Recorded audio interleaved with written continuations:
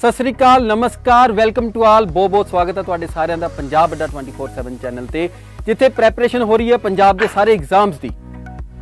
ਅਸੀਂ ਲੈ ਕੇ ਆ ਰਹੇ ਇੱਕ ਨਵਾਂ ਸ਼ੋ ਜਿਹਦਾ ਨਾਮ ਹੈ ਸਾਡਾ ਪੰਜਾਬ ਸਾਡੀ ਗੱਲਬਾਤ, ਜਿਸ ਵਿੱਚ ਆਪਾਂ ਗੱਲ ਕਰਾਂਗੇ ਪੰਜਾਬ ਤੇ ਪੰਜਾਬੀਆਂ ਬਾਰੇ, ਖਾਸ ਕਰਕੇ ਪੰਜਾਬ ਦੇ ਨੌਜਵਾਨਾਂ ਦੇ ਭਵਿੱਖ ਦੀ ਗੱਲ ਕਰਾਂਗੇ। ਉਹ ਸਾਰੇ ਮੁੱਦੇ, ਉਹ ਅਹਿਮ ਮੁੱਦੇ ਜੋ ਪੰਜਾਬੀਆਂ ਦੇ ਫਿਊਚਰ ਡਿਸਾਈਡ ਕਰਨਗੇ, ਚਾਹੇ ਉਹ ਪੋਲੀਟੀਕਲ ਹੋਵੇ ਚਾਹੇ ਇਕਨੋਮਿਕਲ ਹੋਵੇ, ਕਿਸੇ ਵੀ ਤਰੀਕੇ ਨਾਲ ਉਹਦੀ ਗੱਲਬਾਤ ਕੀਤੀ ਜਾਏਗੀ। ਜੋ ਸਟਾਰਟ ਹੋਣ ਜਾ ਰਿਹਾ ਹੈ ਅਸੀਂ ਲੈ ਕੇ ਆ ਰਹੇ ਐਤਵਾਰ ਸਵੇਰੇ 11 ਵਜੇ।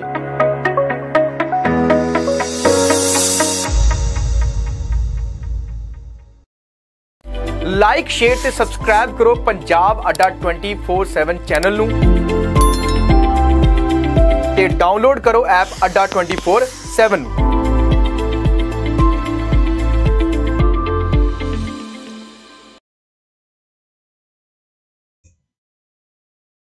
A very good afternoon to you all. My name is Nitika Gupta and I am your English faculty at Punjab अड्डा 24/7 और आप सभी का मैं स्वागत करती हूँ पंजाब अड्डा 24/7 पे। और जैसा कि आप सब जानते हैं कि 12 बजे हम रोज मिलते हैं आपके सेशन के लिए, और आज भी मैं आपके लिए लेकर आई हूँ बहुत सारे क्वेश्चंस जो इन दिनों बहुत ज़्यादा इम्पॉर्टेंट है, क्योंकि इन दिनों as we all know PSPCL का एग्जाम्स चल रहे हैं और साथ में PSSB की प्रिपरेशन जो है हमने स्टार्ट कर दी हुई है ऑलरेडी। तो PSSB के लिए भी इम्पॉर्टेंट है और PSPCL एग्जाम के लिए भी इम्पॉर्टेंट है। So guys stay connected, late me share the session first with you all. एक बार मुझे थोड़ा सा टाइम दीजिए ताकि मैं सेशन को शेयर कर सकूं सभी के साथ। राम राम, सत श्री अकाल रवनीत कौर जी, मुकेश कुमार जी सत श्री अकाल, परनीत कौर जी सत श्री अकाल, उमेश जी राम राम जी, हर्ष Garg ji Ram Ram Sat Shri Akal ji, Suraj Kashyap very good afternoon, प्री Kashyap good afternoon, M Deeman ji hi, Ravinder Kamboj ji good afternoon बच्चा, हर्ष गर्ग जी आज क्या आया था PSPCL विच मैम? आज का तो नहीं पता चला, कल के कुछ क्वेश्चंस हैं जो मैं जरूर शेयर करूंगी आज के सेशन में। अभी तक स्टूडेंट्स ने कोई एज सच शेयर नहीं किया है आज के सेशन को। चलिए देखते हैं अब क्या आज के सेशन में और क्या क्या है देखने वाला। वर्ड ऑफ द डे की अगर हम बात करें, जो कि हम रोज आपके लिए लेकर आती हूँ मैं, सो आज मैं इडियम्स लेकर आई हूँ आपके लिए। Add insult to injury. सत श्री अकाल सविता जी, भूपिंदर कौर जी Sat Shri Akal ji, Kawaljit Kaur ji very good afternoon, Savita Bhatt ji good afternoon, Harpreet Singh ji very good afternoon, Sat Shri Akal जी सारिਆਂ ਨੂੰ। चलिए सेशन ਨੂੰ ਆਪਾਂ स्टार्ट करते हैं। First idiom of the day है एड इंसल्ट टू इंजरी। इसका मतलब क्या होता है कि कोई सिचुएशंस को और ज्यादा ऑलरेडी खराब चल रही हैं लेकिन और ज्यादा वर्स्ट केस में डाल दिया है। सपोज ऑलरेडी हमारी जॉब जो है मुश्किल में, ऑलरेडी हमारी सैलरी कम है, लेकिन ऊपर से ऐसे और बहुत सारे खर्चे सामने आ गए हैं जिसे हम क्या कह सकते हैं, एड इंसल्ट टू इंजरी। या फॉर एग्जांपल हम किसी जॉब इंटरव्यू के लिए गए हैं और वहां जॉब इंटरव्यू में जॉब भी नहीं मिली, लेकिन साथ में उन्होंने जो हमें एक्सपेंसेस देने का वादा किया था वो भी नहीं दिए। तो दैट मीन्स ऑलरेडी हमारा जो एक रिजेक्शन लगा हुआ है जॉब में, लेकिन साथ में उन्होंने एक्सपेंसेस देने से भी मना कर दिया। तो दैट मीन्स कि सिचुएशन ऑलरेडी खराब है और ज्यादा उसको वर्स्ट केस में डाल दिया। तो एड इंसल्ट टू इंजरी को इस तरह से याद रखना है, सिचुएशन को और ज्यादा वर्स्ट कर देना। इंजरी मतलब वाउंड से रिलेटेड है, तो यहाँ पे आप इसको इस तरह से याद रख सकते हैं। ठीक है, नेक्स्ट है as clear as mud. As clear as mud का मतलब होता है कि कोई चीज जो डिफिकल्ट है समझना। मड क्या होता है? मिट्टी, है ना, जो गारे की मिट्टी होती है ना, उसको बोला जाता है। तो कोई चीज बहुत मुश्किल है समझना। फॉर एग्जाम्पल ऐसा कोई स्टूडेंट है जो कंप्यूटर से रिलेटेड नहीं है, तो क्या उसके लिए सी प्रोग्रामिंग, C++ की प्रोग्रामिंग, जावा की प्रोग्रामिंग या जो भी हमारी लैंग्वेजेस हैं उनकी प्रोग्रामिंग को समझना आसान है? नहीं। For them it is as clear as mud. या जो नॉर्मल हम जैसे लोग हैं, हमें लीगल भाषा तो आती नहीं है, सपोज हमें लीगल डॉक्यूमेंट को रीड करने की बात आती है जो बहुत ज्यादा इंपॉर्टेंट है, उस लीगल डॉक्यूमेंट को पढ़कर ही हमें साइन करना है। बट हम क्या करते हैं, हम उस समय किसी लॉयर के पास जाते हैं, एडवोकेट के पास जाते हैं, उसमें जो टर्म्स एंड कंडीशंस मेंशन होती हैं हम उसको एक एक करके समझते हैं कि कहीं ऐसा ना हो कि हम साइन कर दें लेकिन बाद में हम मुश्किल में पड़ जाए।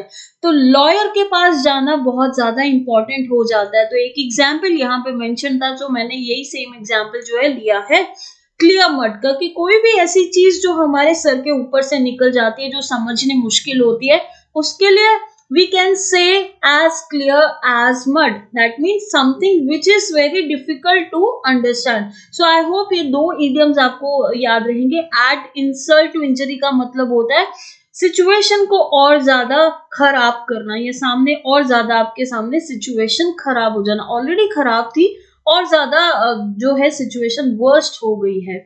नेक्स्ट है एज क्लियर एज मड, जिसका मतलब मैंने आपको समझाया, कोई भी ऐसी सिचुएशन है, कोई भी ऐसी चीज है जो समझना बहुत ज्यादा मुश्किल है। तो गाइस चलिए सेशन को स्टार्ट करते हैं। हमारा सेशन नंबर है 11 में बात करते हैं आज क्या है हमारे पास। ओके, कल चीना गोरिया जी कह रहे हैं एग्जाम है, वेरी गुड यार, ऑल द बेस्ट चीना जी, और सभी स्टूडेंट्स को मेरी तरफ से बेस्ट विशेस जिनके एग्जाम आज कल या आने वाले वीक में है। लखविंदर जी क्या कह रहे हैं, हर्ष Garg ji, Ramandeep ma'am, GK current या स्टैटिक, गुड आफ्टरनून चीना जी, मनदीप जी वेरी गुड आफ्टरनून। ईडीएम आए सी, कौन से ईडीएम आए थे मनदीप, आप यहाँ पे शेयर कर सकते हैं। कल के ईडीएम तो मुझे पता लगे थे, वो भी मैं यहाँ पे शेयर करूंगी। एक मिसस्पेल्ट आया था, चलो कोई क्वेश्चंस याद होते हैं ना साथ साथ में यहाँ पे लिख दिया करो। और स्टॉकिंग क्या बोल रहे हो, Navjot Kaur ji very good afternoon. चलिए स्टार्ट करते हैं सेशन को। सेशन को स्टार्ट करने से पहले यार ये कोड है Y356, अगर आप कोई भी प्रोडक्ट परचेज करते हैं अड्डा 24/7 की साइट से, ऐप से, तो ये 78% का डिस्काउंट जो है आप ले सकते हैं, क्योंकि इससे आपको डायरेक्टली जो भी पैकेज आप परचेज कर रहे हैं जिसपे जो लिखा हुआ है प्राइस 7,999 का, सपोज कोई भी पैकेज है 7,999 का, वो आपको 1,759 में डायरेक्टली मिल जाएगा। तो it is very like good deal, आप ले सकते हैं, क्योंकि PSSB का बैच जो है हम शुरू करने वाले हैं और महापैक भी आप परचेज कर सकते हैं। तो ये Y356 कोड याद रखना है, कोड को यूज करते ही आपको डायरेक्टली डिस्काउंट जो है अवेल हो जाएगा। चलिए सेशन को शुरू करते हैं। हमारा फर्स्ट क्वेश्चन क्या, इम्प्रूवमेंट ऑफ द सेंटेंस। हमारे पेपर में रेगुलरली इम्प्रूवमेंट सेंटेंसेस के केसेस जो हैं आ रहे हैं, so try to understand the concept of the improvement of the sentence. हाँ जी, आंसर देंगे।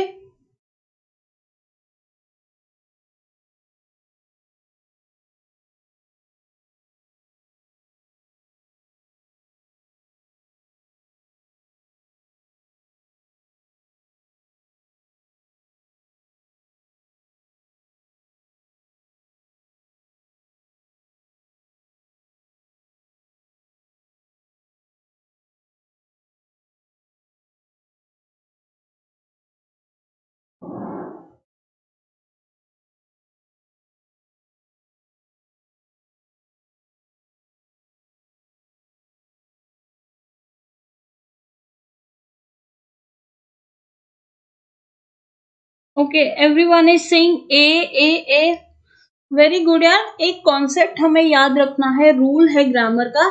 हमने क्या पढ़ा है, अगर यहाँ पे वर्ब की सेकंड फॉर्मेट है, से, सेड, सेड है ना, तो से फर्स्ट फॉर्म हो गई, सेड फर्स्ट फॉर्मेट है, पास्ट की स्टेटमेंट चल रही है, तो एक फॉर्मेट तो V2 आ जाती है, दूसरी फॉर्मेट पास्ट परफेक्ट की आ जाएगी। So second format is had की फॉर्मेट, हैड के साथ वर्ब 3, यानी कि हैज की जगह यहाँ क्या आना चाहिए, हैड की फॉर्मेटिंग आनी चाहिए। सो ये हमारा आंसर होगा हैड की फॉर्मेट के साथ। ही हैड रेड हमारा करेक्ट आंसर होगा। नहीं हरीश गर्ग, आपने पूछा, ठीक पूछा है, डिलीट मत किया करो कमेंट्स को। देखो वुड हैव की फॉर्मेशन तब आती अगर फ्रंट में इफ का कंडीशन होता। ध्यान से समझो, बहुत अच्छा क्वेश्चन पूछा है हरीश ने। अगर फ्रंट में इफ की कंडीशन होती तो यहाँ पे ये तो करेक्ट था, यहाँ पे क्या आ जाता, वुड हैव की फॉर्मेटिंग आ जाती। क्योंकि ये कंडीशनल स्ट्रक्चर नहीं है, सो दैट मीन्स हमें क्या लगाना है, सिंपल टेंसेस की फॉर्मेटिंग लगानी है, जो हमने पास्ट परफेक्ट की टेंसेस की फॉर्मेटिंग को समझा है। ठीक है मैम, वोकैबुलरी इजी आ रही है, इजी है, हाँ जी मुझे पता है, और थैंक यू यार शेयर करने के लिए अगर आप मुझे बता रहे हो। This is my first day, Raman B K, stay connected Raman. मैं अभी पिछले कमेंट्स पढ़ रही हूँ, मैंने पढ़े नहीं है, और एक क्वेश्चन भी किसी ने पूछा हुआ है, रॉबिन कुमार ने क्वेश्चन भी पूछा है। Let me share the question second first with you all, then मैं एक बार कमेंट्स रीड कर लेती हूँ, वरना आप बोलोगे मैम कमेंट्स रीड नहीं हो रहे। आज मेरा इंटरनेट का कुछ इशू आ रहा है, इसलिए बहुत ज्यादा रीड नहीं कर पा रही मैं, but I try.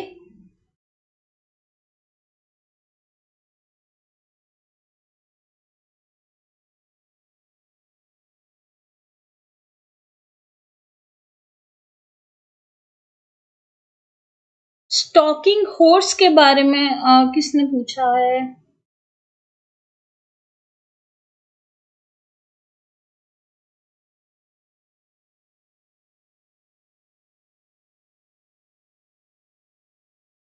Robin Kumar ने इडियम पूछा, स्टॉकिंग हॉर्स। इडियम हम ऑलरेडी क्लास में कर भी चुके हैं। इसका मतलब होता है किसी की रियल इंटेंशंस को समझना, कोई बात ऐसी जो वो आपसे छुपा रहा है उसको ओपन अप कर देना, इंटेंशंस को समझना को स्टॉकिंग हॉर्स कहते हैं। ठीक है, सो चलिए next question. I usually did not take sugar in my tea, so what does it mean? बहुत अच्छा एक कीवर्ड मुझे मिला है, यूजुअली। यूजुअली का मतलब होता है कि कोई स्टेटमेंट हम बात कर रहे हैं सिंपल प्रेजेंट की, क्योंकि ये कीवर्ड कहाँ पे यूज होता है, it is used in simple present formatting, जिसका मतलब क्या होता है, जिसका मतलब होता है अक्सर। मैं कोई अक्सर काम करता हूं तो मेरी रूटीन शो कर रहा है, रूटीन किस में आनी चाहिए, सिंपल प्रेजेंट में आनी चाहिए। यूजुअली जैसे वर्ड जो हमारे रूटीन को बताते हैं वो किस में आते हैं, सिंपल प्रेजेंट में। सिंपल प्रेजेंट की फॉर्मेटिंग समझते हैं, सब्जेक्ट के साथ सिंपल प्रेजेंट में वर्ब की फर्स्ट फॉर्म आती है, जिसे हम बेस फॉर्म ऑफ वर्ब भी कहते हैं। एस आता है प्लस ऑब्जेक्ट आता है, तो ये हमारी फॉर्मेटिंग है। So I usually did not take sugar in my tea. Did किस में यूज होता है, पास्ट की फॉर्मेटिंग में। नहीं लेता था की बात नहीं करेंगे, मैं नहीं लेता हूं। हूं के साथ आई के साथ डू आ जाएगा। अगर ही शी इट है तो क्या आ जाएगा, डज आ जाएगा। इतना याद रखना है, ठीक है। आई के साथ डू आ गया तो डू नॉट टेक हमारा करेक्ट आंसर बनता है। वेरी गुड यार, वेरी गुड। चलिए क्वेश्चन नंबर नेक्स्ट देखते हैं। क्वेश्चन नंबर 3 सेंटेंस इंप्रूवमेंट का क्वेश्चन है। If you wrote to me earlier, I would have easily solved your problem. Harish Garg ने जो क्वेश्चन पूछा था, सेम क्वेश्चन यहाँ पे आ गया है।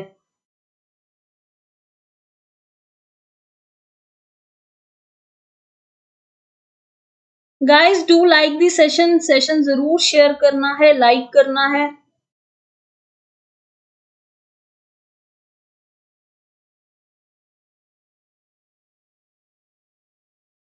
एंड चैटिंग थोड़ी सी कम करो, कमेंट्स मेरे से रीड नहीं हो पाते, मिस हो जाते हैं बीच में से, इंपॉर्टेंट कमेंट्स मिस हो जाते हैं यार। थोड़ी सी चैटिंग कम करनी है। चलिए हमें आंसर चाहिए। If you wrote to me earlier, मैंने क्या कहा था, कंडीशनल केस में क्या फॉर्मेटिंग आनी जरूरी है। कंडीशनल केस की फॉर्मेटिंग होती है इफ के साथ पहला फॉर्मेट क्या होता है, हैड की फॉर्मेटिंग आएगी और वुड हैव की फॉर्मेटिंग आएगी। ये चीज आपको याद रखनी है। इफ यूज हुआ है, वुड हैव की फॉर्मेटिंग यूज हुई है, तो यहाँ पे फ्रंट में V2 नहीं आएगा, उसको हम रिप्लेस कर देंगे हैड के साथ। सो इफ यू हैड के साथ क्या चीज नेक्स्ट आएगी, वर्ब की third format. Had written to me अगर तुमने मुझे पहले लिखा होता I would have easily solve your problem, तो मैं तुम्हारी प्रॉब्लम को सॉल्व करता। तो वुड हैड रिटन यानी ए ऑप्शन आपका करेक्ट आंसर है। दैट मीन्स कंडीशनल स्ट्रक्चर के क्वेश्चंस बहुत ज्यादा इंपॉर्टेंट है जो आपके पेपर्स में भी आ रहे हैं। चलिए क्वेश्चन नंबर नेक्स्ट देखते हैं, fourth. That story would make a good subject dash a novel. आपके पेपर में कल के परसों के पेपर में प्रेपोजिशन से related fill in the blanks आया है, आर्टिकल से रिलेटेड आया है, सब्जेक्ट वर्ब अग्रीमेंट से रिलेटेड पेपर में क्वेश्चंस आ रहे हैं। तो ध्यान से ये क्वेश्चंस को करना है।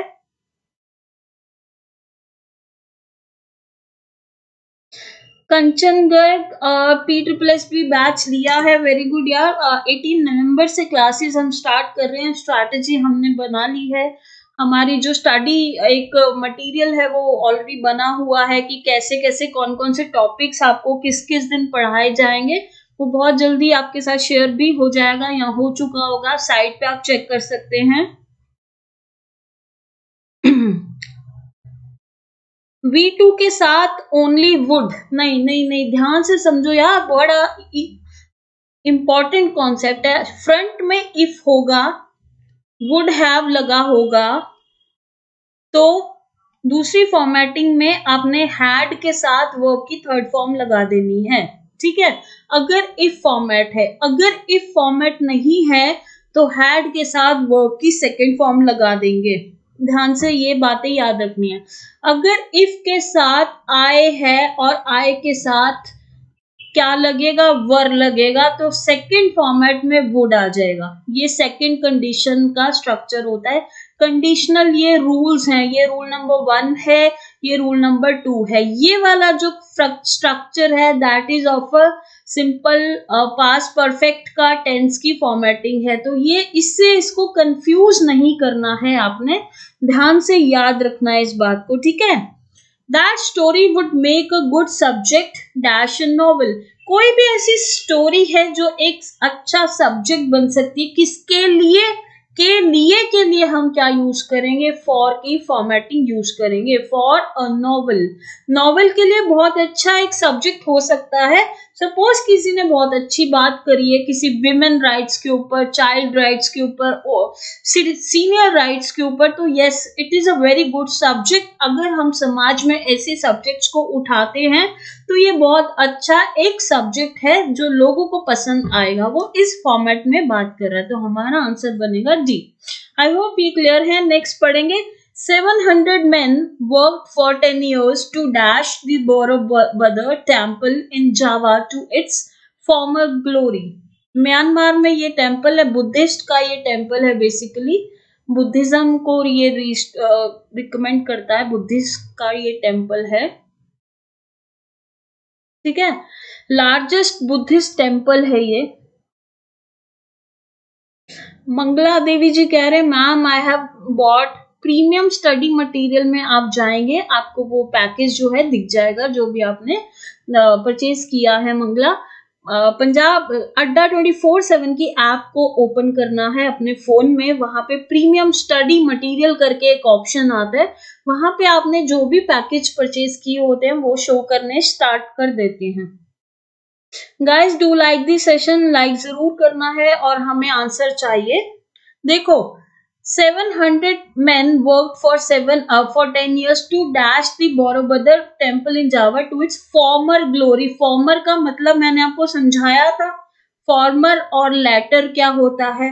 former का मतलब है पहला, लेटर क्या होता है बाद वाला, ठीक है। जनरली हम 1 और 2 के लिए फॉर्मर लेटर यूज करते हैं, अदरवाइज फॉर्मर का जो इटसेल्फ मीनिंग है वो कहता है पहला, जो उसका पहली ग्लोरी है ना, जैसे वो चमक पहली थी, जैसे वो शुरू में बना था, जैसे वो बुद्धिस्ट टेम्पल शुरू से लगता आया है, वो ग्लोरी में था, जो भी उनकी चमक थी बेसिकली, जिस भी उनका फॉर्मल स्ट्रक्चर था।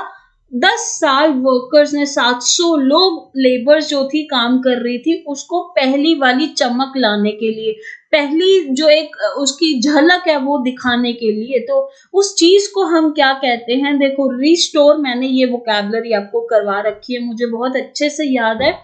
कोई भी चीज को पहले की तरह लेकर आना, पहले की तरह बनाना, उसे क्या कहते हैं? रिस्टोर। या रिस्टोर को हम ऐसे भी समझ सकते हैं कि कहीं से रिसाइकल बिन से निकालना और उसको चमकाना, उसको रिक्रिएट करना, उसको फिर से उसी पोजीशन पे लेकर आना, उसको बचाना, उसे हम क्या कहते हैं? रिस्टोर कहते हैं। दूसरा वर्ड है हमारा रिवाइव। रिवाइव क्या होता है? पुनर्जीवित करना। जैसे हमें अपनी पुरानी यादें हम क्या करते हैं? पुनर्जीवित करते हैं, उसको दोबारा से जीते हैं, इसको भी रिवाइव कह सकते हैं। यहाँ पे रिवाइव का दूसरा मतलब होता है जैसे कि कोई फिल्म स्टार का मैं एग्जांपल दूंगी यहाँ पे। जैसे कोई भी XYZ फिल्म स्टार है, धर्मेंद्र का एग्जांपल लेते हैं। धर्मेंद्र जो है फिल्म इंडस्ट्री में बहुत समय तक उन्होंने काम नहीं किया, ठीक है, नहीं किया, लेकिन फिर एक ऐसा फेज आया, उन्होंने फिर से अपनी जो एक छवि थी या जो उनको एक फेमस बनाने का वो जो मिला था, वो उन्होंने दोबारा से काम किया और अपने आप की जो एक छवि थी वो दोबारा से फेमस किया, अपनी ग्लोरी को फेमस किया, उसे भी हम रिवाइव कह सकते हैं। तो रिवाइव के दो मतलब है। बहरहाल यहाँ पे जो हमारा आंसर है दैट इज रिस्टोर। किसी चीज को बचाना, किसी चीज को दोबारा उसी चीज वैसे ही खड़ा करना जैसे उसकी एक्चुअल एक पोजीशन थी, जैसे उसका एक्चुअल जो था एक दिखता था पहले से शुरू से, तो उसे हम कहेंगे रिस्टोर कहेंगे। ठीक है, नेक्स्ट क्वेश्चन देखते हैं। The thief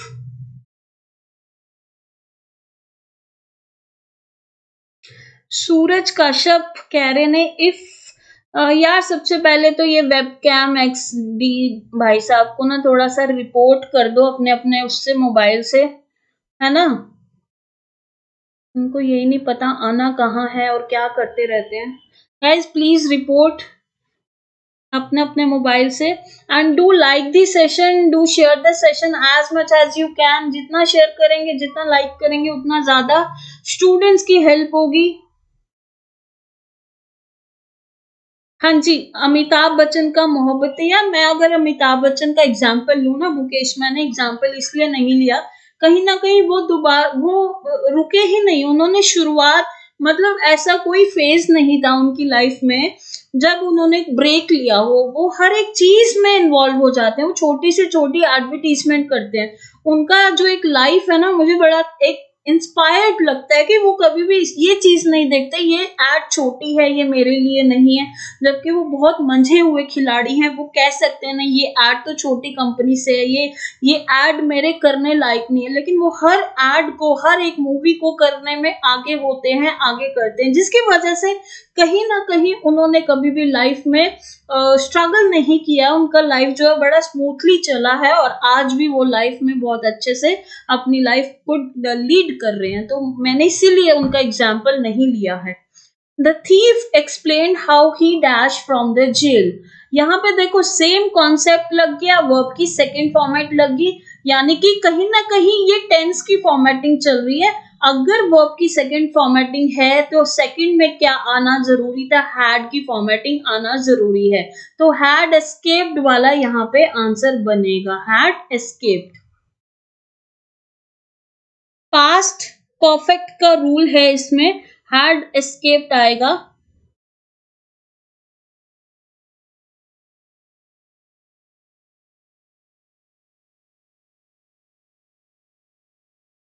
Kanchangarh paid batches में आपको PDF मिल जाती हैं वहां पे, ठीक है। चलिए नेक्स्ट क्वेश्चन है हमारा for all his dash he is a dash. इसका आंसर आप मुझे बताएंगे।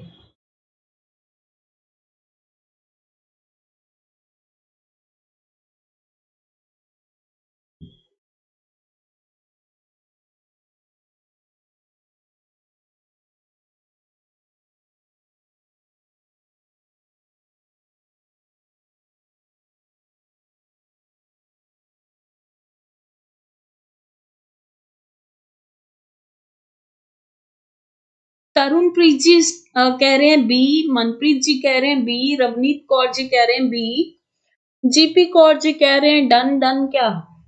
अच्छा आपने ब्लॉक कर दिया, वेरी गुड यार। इस तरह से अगर कोई आए बीच में स्कैम, डायरेक्टली ब्लॉक, रिपोर्ट करके ब्लॉक किया करो, ठीक है।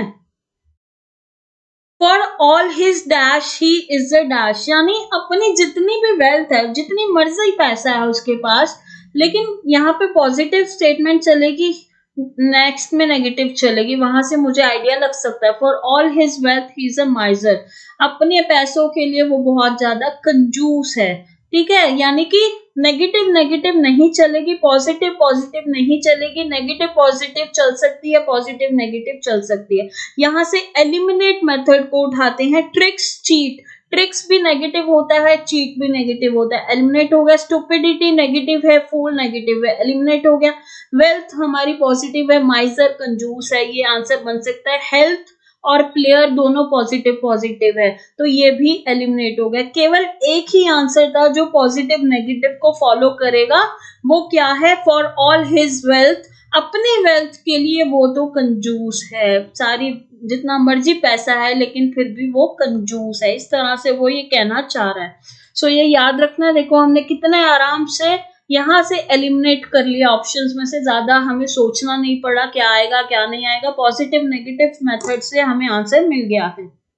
नेक्स्ट क्वेश्चन है हमारा, the speaker did not properly space out his speech but went on dash 1 point only। बहुत अच्छे वर्ड्स हैं इसमें। इसके बाद मेरे पास कुछ दो तीन वर्ड्स, दो तीन इडियम्स हैं जिससे जो कि कल के पेपर में आए थे, वो भी मैं शेयर जरूर करूंगी। और अगर आपको पता है कल के एग्जाम में कौन से पेपर क्वेश्चन आए थे, आप यहाँ पे शेयर कर सकते हैं। Guys do like this session, like जरूर करना है। रवनीत कौर कह रहे हैं प्लस प्लस प्लस मैथ्स का फॉर्मूला लगेगा। हाँ, मैथ्स का फॉर्मूला लगा लो, कुछ भी लगा लो, आंसर निकाल दो बस।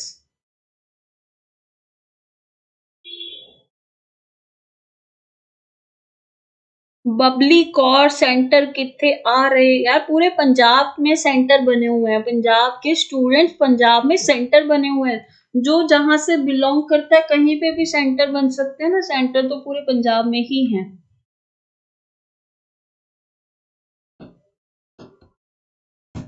गाइस जो स्टूडेंट्स अभी नए जुड़े हैं उनके लिए मैं एक इंफॉर्मेशन दे देती हूँ। मेरी प्लेलिस्ट है वो जरूर देखें, उसमें वोकैबुलरी वर्ड्स हमने बहुत सारे कवर किए हैं, उसमें रूल्स बहुत सारे कवर किए हैं। आप नोट्स बनाइए, वो बहुत ज्यादा आपके लिए यूजफुल रहेगा अगर आप पेपर्स की तैयारी कर रहे हैं। आप पंजाब अड्डा 24/7 के यूट्यूब चैनल पे जाएंगे, वहां पे प्लेलिस्ट ऑप्शन को क्लिक करेंगे, वहां पे मेरी जो प्लेलिस्ट है आपको दिख जाएंगी। उस प्लेलिस्ट में जाके एक एक वीडियो को देखो, उनमें से नोट्स जरूर बनाओ। तो it is very important. Kamalpreet Singh ji, recorded session मिलते हैं पेड कोर्स में, लाइव सेशंस भी मिलते हैं। आप परचेज कर रहे हैं तो ये कोड लगा लीजिएगा, Y356 कोड है, डायरेक्टली 78% आपको डिस्काउंट मिल जाएगा। अड्डा की ऐप से परचेज करना, 78% का डिस्काउंट मिलेगा। लाइव सेशन भी मिलेंगे और रिकॉर्डेड सेशंस भी मिलेंगे, PDF भी मिलेगा, सब कुछ मिलेगा वहां पे। The speaker did not properly space out his speech but went on dash 1 point only। किसी चीज पे वो स्ट्रेस करता जा रहा था, वेंट ऑन स्ट्रेसिंग, हमें आंसर तो मिल गया, बाकी के वर्ड्स को हम समझ लेते हैं। अवॉइड हमें पता है किसी चीज को इग्नोर मारा। डिवोट का मतलब होता है, डिवोट का मतलब समझते हैं, it is a positive word. Basically devote होता अपना समय कहीं पे लगाना, कोई प्रोडक्टिव काम करना, कोई प्रोडक्टिव काम करना। जैसे कोई मंदिर में जाते हैं, गुरुद्वारे में जाते हैं हम लोग, तो मंदिर में गुरुद्वारे में हम क्या करते हैं? सेवा करते हैं। तो सेवा हमारे लिए प्रोडक्टिव है, हमारी मेंटल हेल्थ को वो इम्प्रूव करती है। सेवा करना हमें अच्छा लगता है। आपने कभी देखा है जब हम गुरुद्वारे में जाते हैं, गोल्डन टेम्पल में जाते हैं, कितनी शांति मिलती है हमारे मन को। सो दैट इज कि हम सेवा कर रहे हैं, वहां जाके हम छोटे से छोटा काम करते हैं फिर भी हमें अच्छा लगता है। कोई भी काम छोटा नहीं होता, बहरहाल कोई भी काम हम करते हैं, सेवा करते हैं किसी की, हमें बहुत अच्छा लगता है, वहां पे बैठ भी जाते हैं ना, अपना समय वहां पे लगाते हैं, तो हमारे मन को बहुत ज्यादा शांति मिलती है। जब हमारा मन शांत होता है, उससे प्रोडक्टिविटी हमारे लाइफ में बनती है, हम करियर में बहुत अच्छा काम करते हैं, हम पढ़ाई बहुत अच्छी करते हैं, हम अपने फैमिली में क्वालिटेटिव टाइम बिताते हैं। तो डिवोट करना एक पॉजिटिव वर्ड होता है। अगर हम अपने टाइम को, एनर्जी को या किसी भी चीज को लगा रहे हैं इन पॉजिटिव मैनर, उसे हम क्या कहेंगे? Devout. Next is decrying. Decrying एक नेगेटिव वर्ड होता है जिसका मतलब होता है पब्लिकली डिनाउंस करना, पब्लिकली किसी के बारे में कुछ कहना, हर्ट करना, या पब्लिकली किसी को कुछ अशेम्ड वर्ड कहना। तो ये समझ लेते हैं, यहाँ पे हमने स्ट्रेसिंग का पॉइंट बोला था कि यहाँ पे स्ट्रेसिंग हमारा आंसर आना है। Hope it is clear to you all. नहीं समझ आया दोबारा से देख सकते हैं। डिवोट होता है पॉजिटिव वर्ड, डिक्राइंग होता है नेगेटिव वर्ड। चलिए नेक्स्ट क्वेश्चन।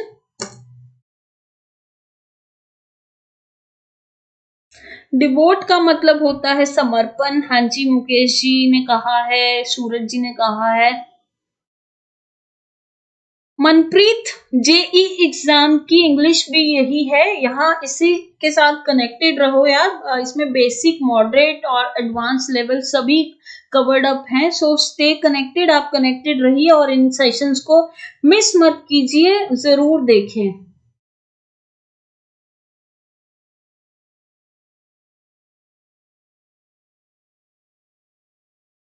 लखविंदर, कौन से, किस में आप ऑनलाइन क्लासेस की बात कर रहे हैं? एक बार दोबारा पूछ लीजिए।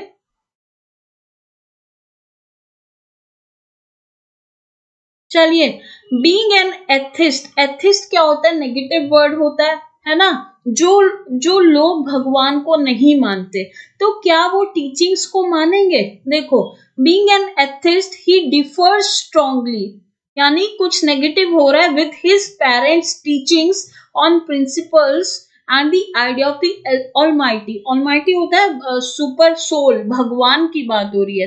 भगवान किसी भी रूप में होते हैं, जिस भी रूप में आप उनको देखते हैं वो भगवान है, ठीक है। कोई गुरु जी को मानते हैं, कोई वाहे गुरु जी को मानते हैं, कोई शिव जी को मानते हैं, कोई विष्णु जी को मानते हैं, कोई माता रानी को मानते हैं। इन पॉइंट्स में कभी भी झगड़ा नहीं करना चाहिए किसी से, इन पॉइंट्स पे कभी भी पढ़ना नहीं चाहिए। भगवान एक ही होते हैं, वो उनको अलग अलग नामों से जाना जाता है। तो ऑलमाइटी की बात हो रही है। बीइंग एन एथिस्ट, हमारा जो एक ओपिनियन है वो डेफिनेटली डिफर करेगा, उसे हम क्या कहेंगे? तो ईडियम का क्वेश्चन है ये।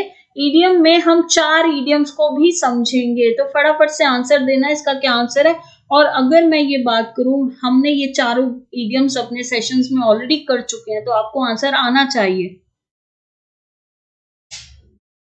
वेरी गुड यार, आंसर आपने देना स्टार्ट भी कर दिया है, very good.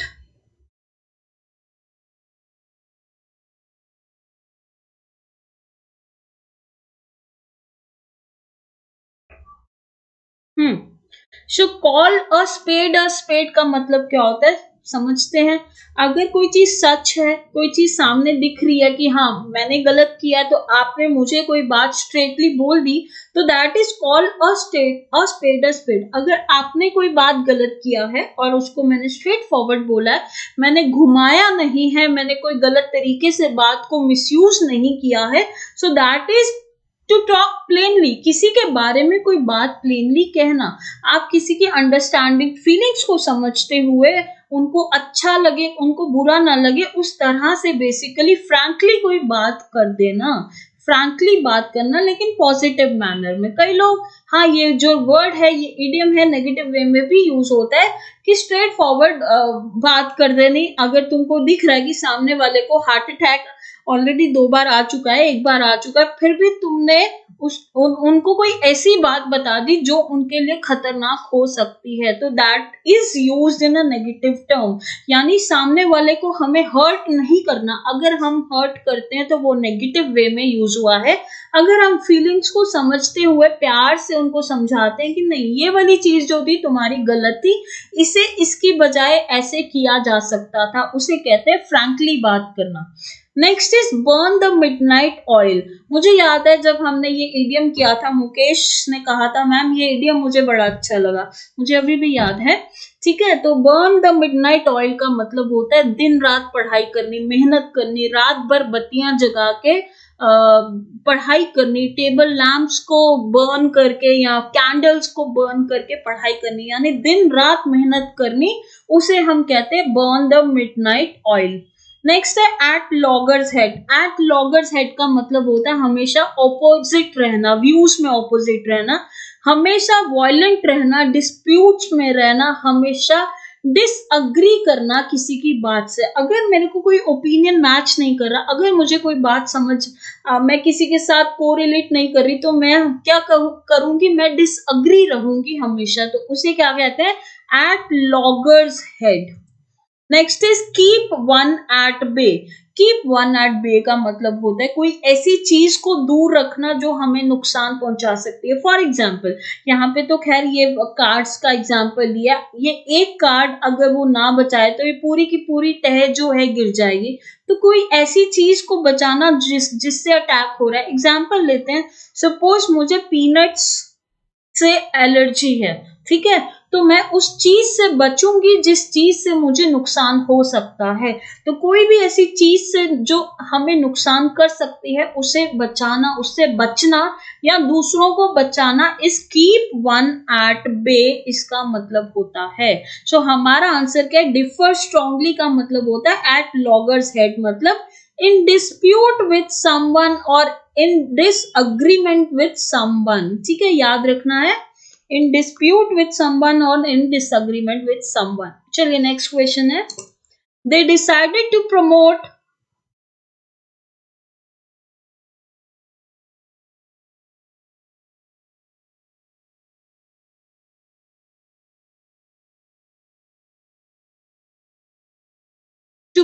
Nell to manager post. Do they know that he is still wet behind the ears? Idiom का क्वेश्चन है अगेन। देखो ईडियम के क्वेश्चन क्यों डाले हैं मैंने, आपके पेपर में ईडियम्स बहुत आ रहे हैं, ठीक है।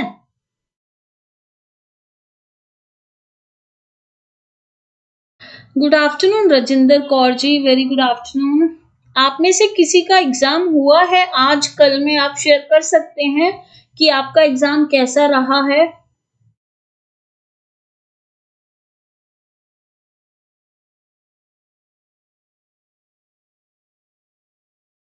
ओके, CCC देखते हैं क्या मतलब है, वेट बिहाइंड द ईयर्स। अच्छा, इसमें एक ना वर्ड यूज हुआ है, एक्यूज्ड ऑफ नेपोटिज्म। नेपोटिज्म बड़ा इंपॉर्टेंट वर्ड है। उन दिनों ये बहुत ज्यादा फेमस हुआ था जब मोदी ने फर्स्टली ज्वाइन किया था, पहले ही दिन ये वर्ड बहुत ज्यादा जो है मीडिया ने यूज किया था। वो उसका मतलब क्या होता है, नेपोटिज्म होता है भाई भतीजावाद, जिसे हम हिंदी में आराम वाली जो भाषा होती है समझने वाली, भाई भतीजावाद कहते हैं। यानी कि हमारे ही जो रिश्तेदार हैं उनको नौकरी दे देनी, हमारे ही जो भाई हैं, भतीजा है या बहन है, या हमारे ही रिलेटिव्स को पोस्ट दे देनी, झूठी वैकेंसी निकालनी लेकिन भर देनी पोस्ट अपने ही रिश्तेदारों की। तो ये एग्जाम्पल टैलेंट के हैं, यहाँ पे ये एग्जाम्पल नेपोटिज्म के। फिल्म इंडस्ट्री के मैंने एग्जाम्पल लिए, पॉलिटिकल एग्जाम्पल्स भी आप देख सकते हैं, बहुत सारे ऐसे लोग हैं जो नेपोटिज्म का एग्जाम्पल है। तो जब मोदी फर्स्ट डे आए थे, उन्होंने ये बात बोली थी कि हमारी गवर्नमेंट में नेपोटिज्म जो है नहीं होगी। पहले दिन मीडिया ने ये बात बहुत ज्यादा यूज किया था, तो वहां से एकदम से मुझे ये वर्ड जो है यहाँ से कोरिलेट करके मैंने आपको बताया है। हाँ जी, सो हमारा आंसर क्या बना, they decided to promote Neil to manager post. Do they know that he is still wet behind the ears, मतलब अभी कच्चा है, इनएक्सपीरियंस है, अमैट्योर है, अभी फ्रेशर है, अभी बिगनर है, वो उसे कुछ भी नहीं आता। आपको लगता है कि उसे ये पोस्ट देनी चाहिए क्योंकि उसे इस प्रोफाइल के बारे में समझ नहीं है। तो हमारा आंसर क्या बना है, इनएक्सपीरियंस्ड। ठीक है, वेट बिहाइंड द ईयर्स का मतलब होता है inexperienced. Next, choose the 4 alternatives, choose the one which expresses the best। तो हमें क्लोजेस्ट मीनिंग पूछा गया है क्वेश्चन में, हम आंसर देंगे सिनोनिम का। ठीक है, हमारा क्वेश्चन है डाइवर्जेंट। राजिंदर कौर कह रहे हैं पंजाब में ऐसा ही हो रहा है। पंजाब में क्या, कंट्री में ये सब चलता है, क्या करें।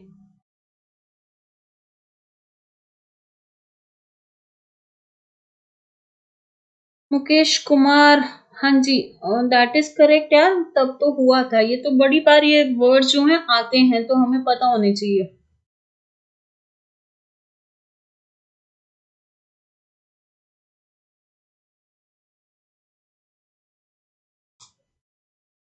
Answer answer, focus on question, मतलब डूब जाते हो तुम लोग, कहीं के कहीं पहुंच जाते हो। माइंड सेट रखा करो अपना, फोकस। पिछली बात वहीं पे वहीं छोड़ दो, मैंने नेक्स्ट स्लाइड लेकर आ गई, नेक्स्ट स्लाइड पे फोकस करो। Very good प्रिकाशप, Harpreet Singh ji very good, Manpreet जी वेरी गुड, मयंक जी वेरी गुड, बबली जी वेरी गुड, मुकेश जी बहुत बढ़िया। चलिए, डाइवर्जन का मतलब हमने समझा हुआ है ना। मैंने आपको याद होगा पंजाब की जो रिवर्स हैं ओरिजिन वोकैबुलरी में समझाया था, जिनकी ओरिजिन पाकिस्तान की है। वहां से अब जो दो नदियां आ रही है, रावी और सतलुज आ रही है यहाँ पे, उसका एग्जाम्पल आपको डाइवर्जेंट में दिया था। ठीक है, यहाँ से अलग हो जाना, पीछे से एक बराबर आ रही है फिर आगे आके अलग हो जाना, उसका मतलब क्या है समझते हैं। सेवरेंस का मतलब क्या होता है कि कोई कॉन्ट्रैक्ट को, कोई अग्रीमेंट को बेसिकली एंड कर देना, खत्म कर देना, रिलेशन को खत्म कर देना। जैसे दो कंट्रीज बड़ी अच्छी दोस्त हैं, लेकिन कुछ ऐसा हो गया कि जिसकी वजह से उन्होंने जो रिलेशन है, अग्रीमेंट है, वो खारिज कर दिया, खत्म कर दिया, सेवरेंस उसको कहेंगे। Next is रांडेवू। रांडेवू का मतलब होता है कोई ऐसी जगह जहां पे अक्सर लोग मिलते हैं। तो कैफे इसके बेस्ट एग्जाम्पल होते हैं, या फिर हमारे अपने शहरों में आप एग्जाम्पल समझ सकते हो। अगर हम मिलने की बात करें किसी से, अपने फ्रेंड से, अपने रिलेटिव से, तो पहले जो ऑप्शंस हमारे दिमाग में आते हैं, वो जो प्लेसेस हैं वो है रांडेवू। मतलब ऐसी जगहें, ऐसे कैफे, ऐसे मंदिर, ऐसे गुरुद्वारे, ऐसी जगह, ऐसे चौक, ऐसे चौराहे जहां पे अक्सर लोग मिलते हैं, जिसे हम कह सकते हैं पॉपुलर है काफी। ठीक है, या फिर इसका जो दूसरा मतलब होता है मीटिंग अरेंज करना, किसी को बुलाने के लिए एक पर्टिकुलर मीटिंग अरेंज करना, सो दैट जो ग्रुप है वो मिल सके, कहीं पे बैठे बातचीत करे, और जो भी हमारा एक विजन है उसके ऊपर हम डिस्कशन करें, तो उसे हम कहते हैं रैंडीवू। ठीक है, नेक्स्ट वर्ड है अनल। अनल का मतलब होता है खत्म कर देना, रद्द कर देना, खारिज कर देना। फॉर एग्जाम्पल, जनरली ये वर्ड यूज होता है मैरिजेस में, जब कोर्ट में लोग जाते हैं मैरिज को अनल करने के लिए, या कोई ऐसा अग्रीमेंट जो हम साइन कर चुके हैं, लेकिन अब हम उस साइन को बेसिकली दोनों की सहमति से, पार्टी ए पार्टी बी की सहमति से हमने ये बात सोची है कि हम इस अग्रीमेंट को अनल कर रहे हैं, खारिज कर रहे हैं, ये अब आगे जाके एप्लीकेबल नहीं होगा। तो बेस्ट एग्जांपल इसमें रहता है मैरिज, क्योंकि जनरली लोग मैरिज को अनल करवाते हैं, उस समझौते को खत्म कराते हैं जो उन्होंने फेरे ले रखे होते हैं। ठीक है, नेक्स्ट इज डिस्पैरेट। डिस्पैरेट का मतलब होता है, डिस्पैरेट कहते हैं इसको बेसिकली अलग होना, अपने विचारों में अलग होना, अपनी सोच से अलग होना, अपनी फिजिकल स्ट्रक्चर से अलग होना, अपनी आदतों में अलग होना, अलग गुण होना, अलग व्यवहार करना। 100 लोगों में अगर एक व्यक्ति अलग है तो उसे हम डिस्पैरेट कहेंगे। ठीक है, याद रखना, DISPARATE। तो हमारा जो क्वेश्चन था दैट वाज डाइवर्जेंट, यानी अलग अलग हो जाना, यहाँ से तो मिलती हुई आ रही है, मैंने रिवर्स का एग्जांपल लिया था, यहां से एक ही पॉइंट पे निकल रही है, आगे जाके ये अलग होगी, तो डिस्पैरेट हमारा इसका आंसर है। ठीक है, next question is question number 12, fritter. Good afternoon प्रीजा।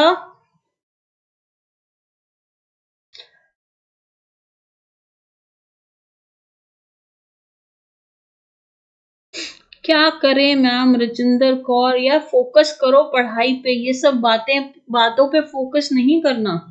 ये सिर्फ मैं समझाने के लिए एग्जांपल्स लेकर आती हूँ, उसमें डूब नहीं जाना कि उन्हीं बातों को हम सोचते रहें, ठीक है।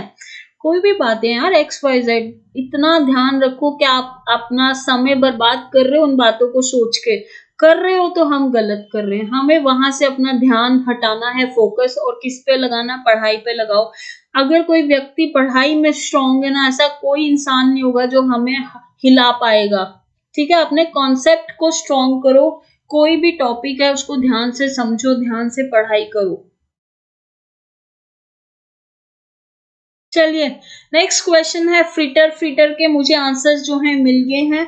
यस, आप सभी आंसर्स दे रहे हैं। फ्रिटर का मतलब होता है वेस्ट करना, जैसे कि हम अपना समय बर्बाद करते हैं, हम अपनी एनर्जी बर्बाद कर रहे हैं। अभी एग्जांपल ले रहे थे, अभी एक स्टूडेंट ने बात की कि हमारा माइंड जो है डाइवर्ट कर दिया है गवर्नमेंट ने, हम अपनी एनर्जी ही तो वेस्ट कर रहे हैं ये सब बातें सोच के। हम क्या कर रहे हैं? कुछ भी प्रोडक्टिव तो नहीं होगा ना।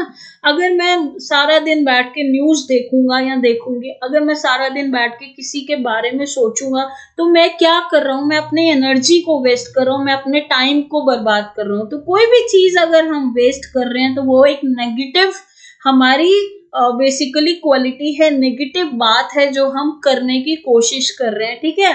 नेगेटिविटी से अंदर नेगेटिविटी ही तो आएगी, तो बजाय इसके उन चीजों को माइनस करो अपनी लाइफ में और प्रोडक्टिव चीजों को करना चाहिए। रेसिस्ट का मतलब होता है कि रोकना, बचाना, अपने आप को कोई चीज होने से बचाना, पीछे हटना, उसे हम रेसिस्ट कहते हैं। तो हमारा आंसर क्या है? वेस्ट, ठीक है। सो हिंदू एडिटोरियल की वोकैबुलरी करते हैं स्टार्ट। आज की वोकैबुलरी देखते हैं क्या क्या वर्ड्स थे। सैगैसिटी का पहला वर्ड है हमारा हिंदू वोकैबुलरी में। इसका मतलब होता है विजडम, बुद्धिमता। विजडम, बुद्धिमता। इसका जो मुझे अच्छा एग्जाम्पल लगा है दैट इज जज का एग्जाम्पल विजडम का एक बहुत अच्छा एग्जाम्पल है।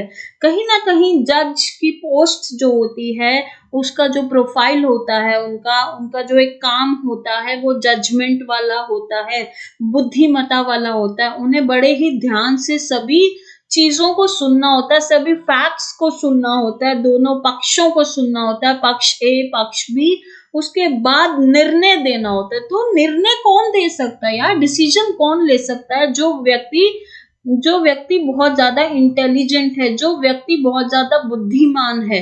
तो ये वर्ड सगैसिटी का मतलब होता है कि अगर हमारे अंदर बुद्धिमता है, हम ये सोच सकते हैं हमारे लिए सही क्या है, हमारे लिए गलत क्या है, हम प्रैक्टिकली चीजों को देख पा रहे हैं, हम प्रैक्टिकली चीजों को एनालाइज कर पा रहे हैं, तो हमारे अंदर सगैसिटी है, ठीक है। नेक्स्ट वर्ड है हमारा ग्लेयरिंग के दो मतलब निकलते हैं। पहला मतलब होता है किसी को घूरना, गुस्से से देखना। जैसे ये बच्ची का एग्जाम्पल लिया है, शी वॉज ग्लेयरिंग, है ना, स्टेयर कर रही है, वो घूर रही है, गुस्से से स्टेयर करना या ग्लेयर करना, इसे हम कहते हैं अपना गुस्सा, अपनी स्ट्रॉन्ग इंटेंशंस दिखाने की तुमने गलत किया है उसके लिए। आप अगर किसी को घूरते हो तो कहीं ना कहीं हमारी एक अंदर की जो गुस्सा है हम उसको दिखाने की कोशिश करते हैं।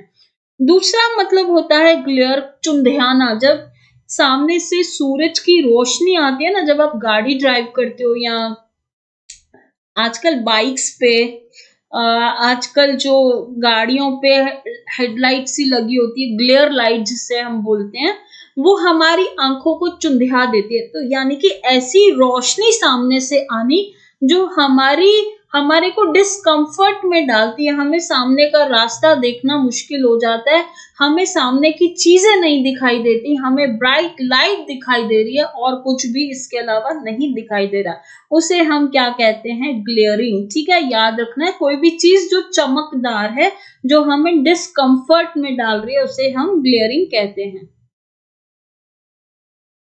चलिए नेक्स्ट वर्ड इज मैसियानिक, मैसियानिक का मतलब होता है, पहला वर्ड होता है मसीहा। तो मसीहा, जीसस को मसीहा बोला जाता है। हमारे जितने भी लॉर्ड हैं, गॉड हैं, भगवान हैं, या जो हमारे गुरु लोग हैं उनको मसीहा बोलते हैं, जो हमें अच्छे प्रिंसिपल्स के बारे में, भगवान के बारे में बताते हैं, उनके कॉन्सेप्ट्स को समझाते हैं, प्लस हमारा और भगवान का एक रिलेशन है उसे कम करने की कोशिश करते हैं, उसे हम मसीहा बोलते हैं। तो जनरली ये वर्ड जीसस के लिए यूज किया गया है, जिनके अंदर मसीहा बोला जाता है। इसे एक मतलब इसका ये है। दूसरा मतलब होता है जील रखना, पैशन रखना, अपने अंदर एंथुजियाज्म रखना। इस कॉन्सेप्ट को समझते हैं, इंपॉर्टेंट है। मैंने एक एग्जांपल लिया, से नो टू चाइल्ड मैरिज, से नो टू डाउरी, से नो टू समथिंग। यानी कि हमारे अंदर अगर कोई जील है, कोई काम को रोकने की, कोई काम को करने की, जो बहुत ज्यादा स्ट्रॉन्ग हमारा एक्शन हो सकता है, सामने वाला हमारे सामने स्ट्रांगली व्यवहार कर सकता है, उसे हम क्या कहते हैं? मैसियानिक। यानी कि अपने अंदर ऐसा जील रखनी, किसी चीज को ना कहने की हिम्मत रखनी। अगर कोई चीज गलत है तो गलत बोलने की हिम्मत रखनी। अगर समाज में गलत हो रहा है तो उसके खिलाफ आवाज उठानी। तो कहीं ना कहीं ये लोग जो आवाज उठाते हैं वो बहुत ज्यादा पैशनेट होते हैं, बहुत ज्यादा एंथुजियास्टिक होते हैं। वरना जनरली लोगों से बोला जाए ना कि तुम ये बात बोलो किसी व्यक्ति को, तो उनके अंदर हिम्मत ही नहीं होती। तो वो हिम्मत को हम क्या कहेंगे, या जिसे हम फर्वेंट भी कहते हैं। ध्यान रखना, एक वर्ड और है जो जनरली यूज होता है, फर्वेंट हो गया, जील हो गया, एंथुजियास्टिक हो गया। ये सारे वर्ड जो हैं, जियास्टिक हो गया, ठीक है, ये सारे वर्ड्स का मतलब होता है मैसियानिक। नेक्स्ट वर्ड है रिडल्ड। रिडल्ड का एक मतलब मुझे पता आपको आता है, वो क्या है वो समझते हैं। ये एक रिडल है आपके सामने, आपने मुझे इसको पढ़ के आंसर देना है। रिडल को हम क्या कहते हैं? I have cities but no houses, I have mountains but no trees, I have water but no fish, what am I? मैं कौन हूं? मेरे पास सिटीज तो हैं लेकिन घर नहीं है, मेरे पास पहाड़ तो हैं लेकिन वृक्ष नहीं है, मेरे पास पानी तो है लेकिन फिश नहीं है, मैं कौन हूं? तो इसे हम रिडल कहते हैं। आंसर आता है तो दे दो। बहुत अच्छी रिडल मैं लेकर आई हूं आप सभी के लिए।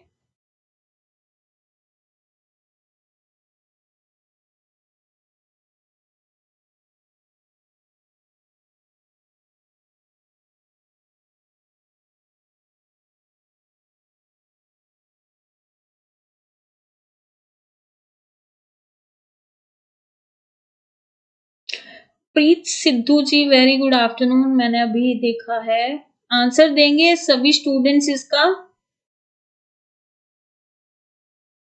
या किसी का इंपॉर्टेंट कोई कमेंट मिस हो जाए ना, दोबारा लिख लिया करो, बीच में इतनी चैटिंग चल रही होती है ना।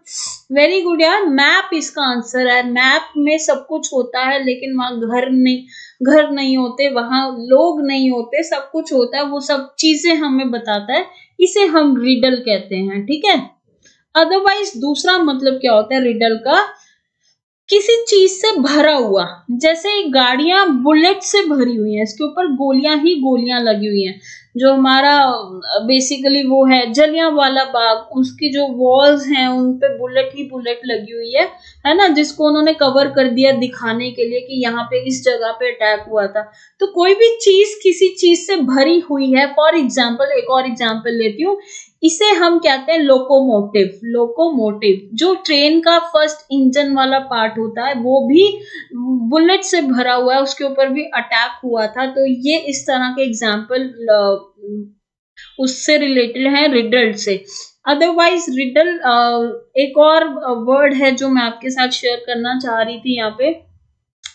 हाँ, फॉर एग्जाम्पल एक पेपर है, क्वेश्चन पेपर, वो सिर्फ और सिर्फ मिस्टेक से भरा हुआ है। पीछे करके पेपर्स आए थे ना, पंजाब में कौन सा पेपर हुआ था, सारे क्वेश्चन, बहुत सारे क्वेश्चंस गलत थे, तो उसे हम कह सकते हैं उसमें मिस्टेक ही मिस्टेक था। तो किसी चीज से भरा हुआ होना, इसे हम क्या कहते हैं? रिडल्ड कहते हैं, ठीक है, याद रखना है, riddled.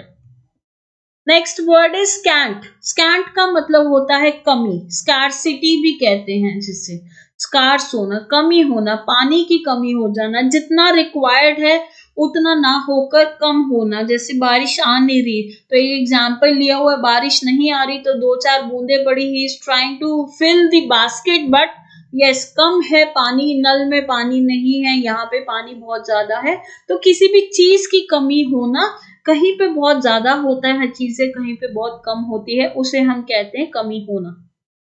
Next is sanctity. Sanctity का मतलब होता है पवित्रता। इसके 2 एग्जाम्पल मैंने लिए हैं शायद से, हाँ जी। सैंक्टिटी ऑफ मैरिज, पवित्र रिचुअल्स जिसे हम कहते हैं, कोई ऐसी चीज जिसको लोग जो है रिस्पेक्ट करते हैं। अगर लड़की लड़के कोई रिलेशन की बात करें ना, जनरली अगर वो लिव इन रिलेशन में रहेंगे, लोग उनको रिस्पेक्टफुली नजर से नहीं देखेंगे। वहीं उन्होंने मैरिज की होती, मैरिज के बाद इकट्ठे रहते तो लोग उनको रिस्पेक्ट देते हैं, हम सब उनको रिस्पेक्ट देते हैं। तो मैरिज एक ऐसी चीज होती है जो बहुत ज्यादा पवित्र है, ठीक है। तो पवित्र चीज को, पवित्रता को हम क्या कहते हैं? सैंक्टिटी कहते हैं।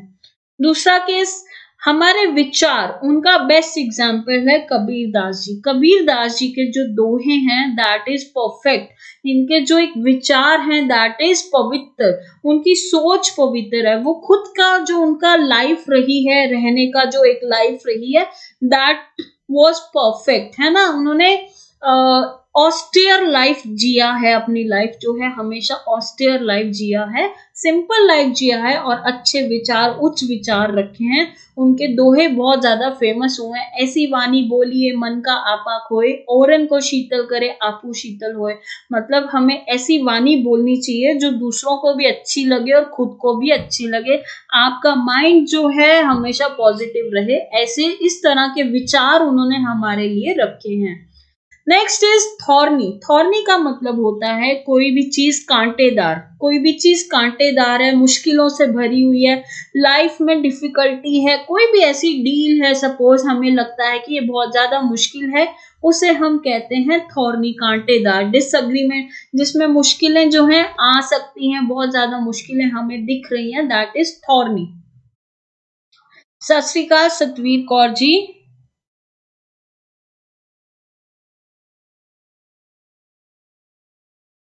टेंशन से भरा हुआ एग्जाम्पल हो सकता है यार, पॉजिटिव रहो, टेंशन वाली बातें करनी भी क्यों है, टेंशन से तो दूर ही रहना चाहिए, ठीक है। नेक्स्ट है एग्जाइल। एग्जाइल का जो बेस्ट एग्जाम्पल मेरे माइंड में आया वो है भगवान श्री राम, माता सीता और लक्ष्मण जी का। उन्हें देश निकाला, जिसे हम कहते हैं वनवास दिया गया, उन्हें अपने ही नेटिव प्लेस से, जहां वो रहते थे अयोध्या में से, उनको देश निकाला मिल गया था, उसे हम कहते हैं एग्जाइल। यानी किसी को बाहर कर देना, किसी को कंट्री से बाहर कर देना, किसी को पनिशमेंट देना, किसी को बार्ड कर देना। Now you can not enter this place, bar कर देना, किसी को बाहर कर देना, बार्ड कर देना, यानी उनको रोक लगा देनी। आपने उनको एक्सपेल कर दिया है, एविक्ट कर दिया। एविक्ट भी हमने कल पढ़ा था, किसी को एविक्ट कर दिया है, बाहर निकाल दिया। तो एग्जाइल का जो एक्चुअल मतलब है वो यहां से ही हम याद रख सकते हैं। भगवान श्री राम, लक्ष्मण जी और माता सीता का एग्जाम्पल है एग्जाइल। इसके बाद जब 14 वर्ष खत्म हुए थे, उन्होंने अपनी लाइफ को जी लिया था, उसके बाद भगवान श्री राम ने लक्ष्मण जी को एग्जाइल दे दिया था। जब उन्होंने उनकी बातें सुन ली थी, किसी यमराज की और उनकी बातें सुन ली थी, उन्होंने फिर लक्ष्मण को एग्जाइल दे दिया था, वो वहां से चले गए थे, ठीक है। तो बाहर निकाल देना इस exile. Next is fluidity. Fluid का मतलब हमें पता है लिक्विड की फॉर्म में है, किसी का कोई सॉलिड शेप नहीं है। तो गैसेस और लिक्विड जो है इसके एग्जाम्पल है, फॉर एग्जाम्पल हनी का एग्जाम्पल ले सकते हैं, हवा जो हम टायर में भरते हैं, गैस में जो हवा भरते हैं, ब्लड का एग्जाम्पल ले सकते हैं, ऑक्सीजन का एग्जाम्पल ले सकते हैं, मिल्क का, जूस का, वाटर का, जो फ्लूइड फॉर्म में होती है, जो फ्लो कर सकती है ऊपर से नीचे तक। अगर मैं पानी को गिराऊं तो यस वो फ्लूइड फॉर्म में है, फ्लो कर सकती है, उसे हम फ्लूइडिटी कहते हैं। नेक्स्ट, फ्लूइडिटी का एक और मतलब होता है जो अपनी फॉर्म को चेंज कर सकता है। फॉर एग्जाम्पल मैंने इसका एग्जाम्पल लिया है आइस का, क्योंकि इसमें वो क्षमता है, इसमें वो कैपेबिलिटी है जो वो धीरे धीरे पिघल कर सॉलिड से ये किस फॉर्मेट में आ जाती है, लिक्विड फॉर्मेट में आ जाती है। तो किसी में अगर क्षमता है अपनी फॉर्मेट को चेंज करने की, फॉर एग्जाम्पल एक और एग्जाम्पल ले सकते हैं, कैंडल का एग्जाम्पल ले सकते हैं। जब हम कैंडल को बर्न करते हैं ना तो वो अपनी सॉलिड फॉर्म को छोड़कर वो धीरे धीरे पिघलती जाती है और वो अपने आप को खत्म कर देती है। तो अपनी अस्थिर चेंजेबिलिटी को हम कहते हैं फ्लूइडिटी, ठीक है, याद रखना, चेंज होना, अपनी पोजीशन को बदल देना, धीरे धीरे किसी और चीज में कन्वर्ट हो जाना इस fluidity. Next is contemplate. Contemplate का मतलब होता है, ये वोकैबुलरी वर्ड हमने रिसेंटली किया हुआ है, फिर भी मैं आपको बताऊंगी कॉन्टेम्पलेट का मतलब क्या होता है। सोचना, विचारना, थिंक करना, किसी चीज में का चिंतन करना, ध्यान लगाना। फॉर एग्जाम्पल मैं अगर, इसके दो मतलब हैं, ठीक है, एक हम इस सेंस में लेते हैं, मेडिटेशन के सेंस में, प्रेयर्स के सेंस में लेते हैं। जब हम भगवान के प्रति ध्यान लगा रहे होते हैं ना, उस ध्यान को हम कहते हैं कॉन्टेम्पलेट, चिंतन करते हैं हम, मतलब कनेक्टिविटी बनाने की कोशिश करते हैं, उसे हम कॉन्टेम्पलेट कहते हैं। रजिंदर कौर कह रहे हैं मैडम आप धार्मिक विचारों वाले लग रहे हो। धार्मिक यार, धर्म से कनेक्टिविटी तो बनानी चाहिए ना, धर्म के विचार ही हमारा आज का जो मूल रूप है, ठीक है। नेक्स्ट इज कंटेम्पलेट का जो दूसरा मतलब होता है, आम लाइफ की तरफ हम सोच कर चलते हैं। जैसे हर एक इंसान के जीवन में कुछ ना कुछ चल रहा होता है, ठीक है, हमारे जीवन में स्ट्रगल चल रहे होते हैं, पैसों को लेकर, गाड़ी को लेकर, घर को लेकर, बच्चे की जो फीस है उनको लेकर। तो माँ बाप बैठ के सोच रहे हैं कैसे हम मैनेज करेंगे, हमने गाड़ी का लोन भी ले रखा है, हमने वो भी चुकाना है, हमें नया घर भी चाहिए, हमारे बच्चे की परवरिश भी करनी है, हमें बच्चों के लिए अच्छा स्कूल भी देखना है, हर चीजें मैनेज करनी है। तो ये जीवन के बारे में सोचना इज ऑल्सो कंटेम्पलेट। याद रखना, कंटेम्पलेट मतलब अपने फ्यूचर को लेकर सोच विचार रखनी इज कंटेम्पलेट। दूसरा मतलब हमने समझा था मेडिटेशन, भगवान के प्रति अपना कनेक्शन क्रिएट करना इज कंटेम्पलेट। चलिए, ये क्वेश्चन जो था कल के पेपर में आया था, इंटेग्रिटी का वोकैबुलरी वर्ड था, हमने किया हुआ है अपने सेशंस में, फिर भी मैं यहाँ रिपीट करूंगी। इंटेग्रिटी का मतलब होता है मॉरल वैल्यूज होना, अपने मन में ऑनेस्टी रखना, किसी भी काम को करने की, दूसरों के लिए रिस्पेक्ट रखना, दूसरों के लिए अच्छे विचार रखना, अच्छी सोच रखना, समाज के प्रति अच्छा विचार रखना, अच्छी सोच रखना, जीवन को अच्छे तरीके से पॉजिटिव मैनर में जीना इस इंटेग्रिटी, ठीक है। रिस्पेक्ट होना, ऑनेस्टी होना, एथिक होना, गॉड वैल्यू होना, इंटेग्रिटी होना इस इंटेग्रिटी। दूसरों की रिस्पेक्ट करना, हर समय अपना जिम्मेदारी से काम करना, डिसिप्लिन होना भी इसी के अंदर आता है। तो इंटेग्रिटी कल के क्वेश्चन में था वोकैबुलरी में, PSPCL के एग्जाम में फर्स्ट शिफ्ट में था, सेकंड में था, आई डोंट नो, लेकिन किसी शिफ्ट में था, फर्स्ट शिफ्ट में था आई थिंक सो, किसी स्टूडेंट ने शेयर किया था, सो आई थॉट आपके साथ होना चाहिए शेयर। मैम मैं बहुत कंटेम्पलेट हूँ, सोचती हूँ, आप सोचते हो बहुत ज्यादा, दैट इज करेक्ट, लेकिन सोच उतनी रखो जो आपको नेगेटिव प्रोडक्टिविटी ना दे, सोच उतनी रखो जो अच्छी चीजों के बारे में सोचो, गलत मतलब नेगेटिव सोच नहीं रखनी, उसने मेरे साथ ऐसा क्यों किया, ये नहीं होना चाहिए था, इस तरह की सोच नहीं रखनी, इससे हमारी प्रोडक्टिविटी कम होती है। ये क्वेश्चन कल के पेपर में आया था, ईडियम कैट्स पॉ, मतलब बिल्ली के शिकंजे में आना, यानी दूसरों के द्वारा मिसयूज होना। अगर आप मेरा उसका सेशन देखोगे आइल्स का, जिसमें मैंने कंजक्शन करवाए हैं प्लस ईडियम्स कराए हैं, उसमें मैंने कैट की ईडियम में ये ईडियम करवा रखा है, आप देख सकते हैं, प्लेलिस्ट में जाएंगे वहां पे आपको ये ईडियम मिल जाएगा। कैट्स पॉ का मतलब होता है किसी के शिकंजे में आना, यानी किसी के द्वारा यूज होना, किसी के कहने पर कोई ऐसा डेंजरस काम करना जो हमारे लिए खतरनाक हो सकता है। सपोज किसी ने मुझे कह दिया कि रात को जाके वार्डन के वहां से चाबी निकालनी। हॉस्टल में तो ये बड़ी कॉमन सी बात है ना कि वार्डन सो रखी है, वार्डन के कमरे में जाना है, चाबी लेकर आना है, फिर हम यहाँ से भागेंगे और मूवी देखकर आएंगे। तो मैंने क्या किया, मैं किसी के अकॉर्डिंगली चलने की कोशिश कर रहा हूँ, मैंने किसी के अनुसार, सोच के अनुसार काम करने की कोशिश की है, उसे हम क्या कहेंगे, कैट्स पा। ठीक है, ये इडियम कल के पेपर में आपके एग्जाम में आया हुआ था। मैम मैं हमेशा नोट किया, तुसी बिल्कुल भी नहीं हंसदे। ओके, क्या करूं, हंसू यहाँ पे बैठ के, पढ़ाने में मेरा फोकस रहता है सूरज, मुझे ध्यान ही नहीं रहता यार, और भी कुछ करना है, इसलिए मेरा मकसद ये होता है मैं एक भी मिनट वेस्ट ना करूं। 1 मिनट में मैं आपको बहुत सारी चीजें समझा दूंगी, हो सकता है वो आपके पेपर में आ जाए।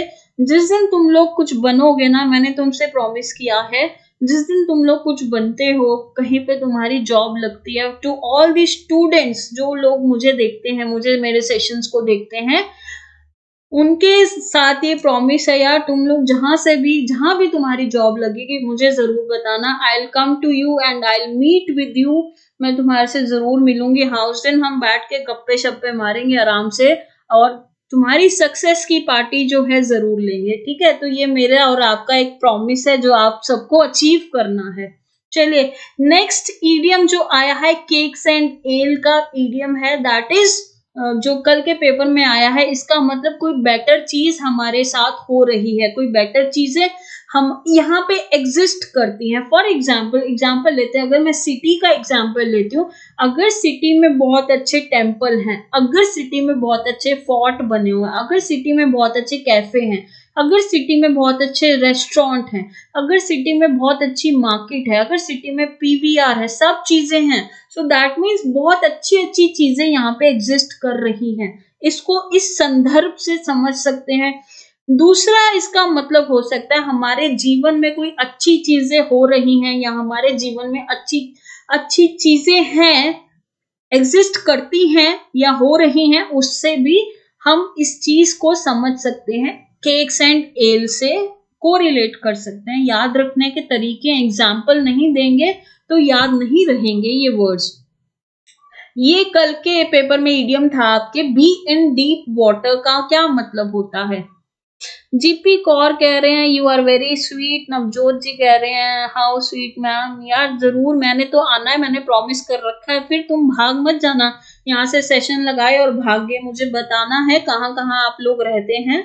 विल मीट, है ना, विल हैव पार्टी, वहां पे आराम से बैठेंगे, गप्पे शप्पे मारेंगे। चलिए, नेक्स्ट क्वेश्चन जो आपके पेपर में कल के आया था, बी इन डीप वाटर, मुश्किलों में पड़ जाना, मुसीबतों में पड़ जाना। यानी कि जैसे यहाँ पे एक एग्जाम्पल लिया, आप बैंक से लोन लेने वाले थे, बैंक ने लोन जो था अप्रूव कर दिया था, but at the point end moment पे बैंक ने लोन देने से इनकार कर दिया।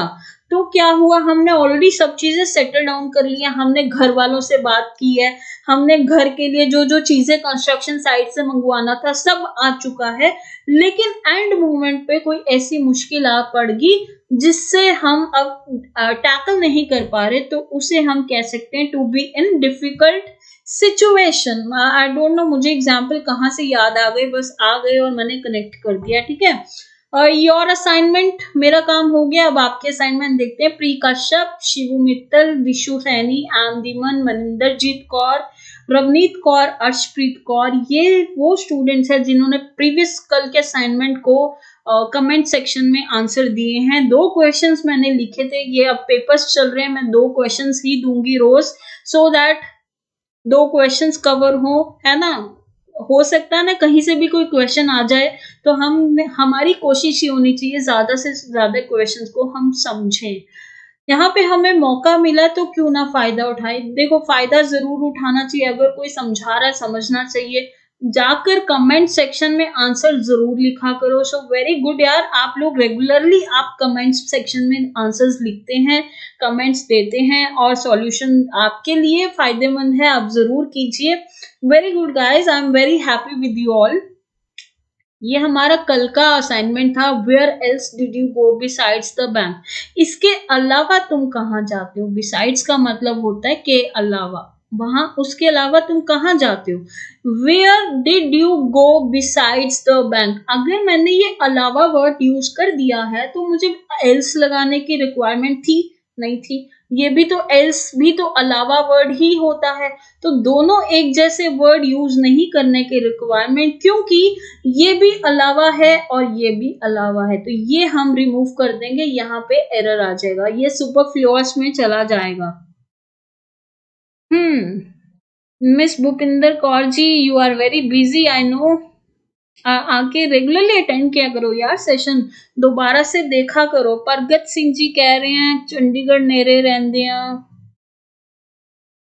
चलिए हमारा जो next question, the managers comments. Comments कुछ चल रहा है, कोई फॉर्मेटिंग चल रही है हमारी, प्लूरल की फॉर्मेटिंग चल रही है। On the preparation of the test matches for this tour, has की जगह क्या आ जाएगा? हैव आ जाएगा। तो ये हमारा यहाँ पे इस पार्ट में एरर है, डी में एरर है। वेरी गुड यार, आप सभी ने करेक्टली आंसर दिए हैं, मैंने आंसर्स भी रीड किए हैं, सो वेरी गुड। इससे आपकी ही तैयारी हो रही है। आज का असाइनमेंट देखते हैं, जो नए स्टूडेंट्स मेरे साथ जुड़े हुए हैं उन्होंने ये क्वेश्चंस कमेंट सेक्शन में देने हैं।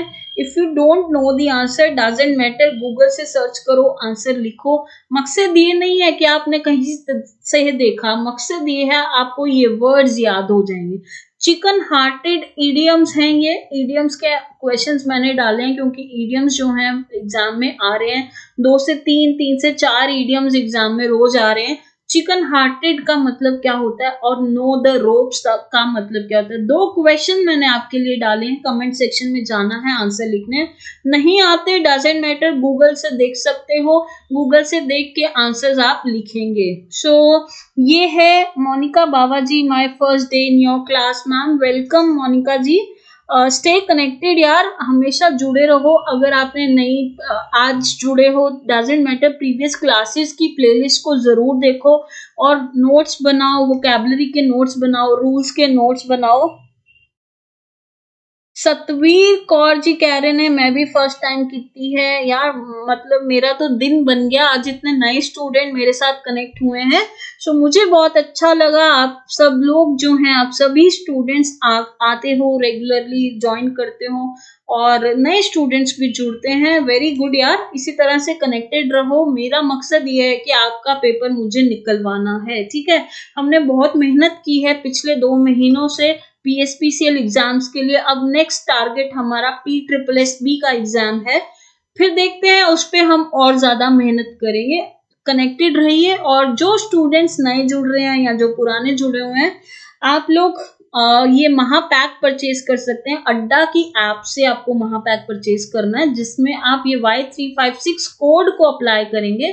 कोड लगाते ही आपको डायरेक्टली 78% का बेनिफिट जो है मिल जाएगा। अब हम इसमें आपको प्रोवाइड क्या करेंगे, लेट मी टेल यू। इसमें पंजाब से रिलेटेड 2 साल की वैलिडिटी है। जितने भी एग्जाम पंजाब से में आएंगे, निकलेंगे, उसकी हम आपको तैयारी कराएंगे, है ना। बहुत सारे ऐसे एग्जाम्स हैं जो अब निकलेंगे, आने वाले हैं, या जो प्रीवियस एग्जाम्स हैं उनके रिकॉर्डेड सेशंस आप देख सकते हैं, लाइव क्लासेस अटेंड कर सकते हैं। 588 मॉक टेस्ट अवेलेबल हैं, वो आप देख सकते हैं। इसके अलावा 18 नवंबर से ये बैच शुरू हो रहा है PSSB का। अगर आपने महापैक नहीं लेना है, सिंगुलर ये PSSB का बैच ले सकते हैं। करना क्या है, सिर्फ और सिर्फ ये कोड याद रखो, इससे आपको डिस्काउंट जो है डायरेक्ट मिलेगा 78% का, ठीक है। Y356 कोड लगा लो और ये कोड लगा के बेनिफिट को उठाओ। माई also first class, Mangla Devi ji, very good and welcome to my class, welcome to our class, this is my family। अब मुझे कोई कहता है यार तुम्हारी फैमिली कौन है, तो मैं कहती हूँ यार आप सभी स्टूडेंट्स मेरी फैमिली हो और मुझे बहुत अच्छा लगता है। राजेंद्र कौर कह रही है इडियम्स बहुत आ रहे हैं एग्जाम में। हाँ जी, दैट इज करेक्ट, इडियम्स बहुत आ रहे हैं। एंटोनिम सिनोनिम्स के 6 क्वेश्चंस आ रहे हैं एग्जाम में, 2 से 3 क्वेश्चन एंटोनिम के, 2 से 3 क्वेश्चन सिनोनिम्स के आ रहे हैं, ठीक है। इसके अलावा फिल इन दी ब्लैंक्स बहुत ज्यादा पूछे जा रहे हैं। वोकैबुलरी बेस्ड फिलअप्स जो है आपके एग्जाम में बेसिकली 1 आ रहा है वोकैब बेस्ड, बाकी के 2 से 3 फिलअप्स जो हैं आर्टिकल, सब्जेक्ट, वर्ब, एग्रीमेंट और प्रेपोजिशन से रिलेटेड पूछे जा रहे हैं। इसके अलावा इडियम्स के 3 क्वेश्चन आ रहे हैं। इसके अलावा कल के पेपर में डायरेक्ट इनडायरेक्ट स्पीच का एक क्वेश्चन आया है, एक्टिव पैसिव वॉइस का। फिलहाल कल तक तो कोई क्वेश्चन नहीं था, आज का मुझे आइडिया नहीं है फिलहाल।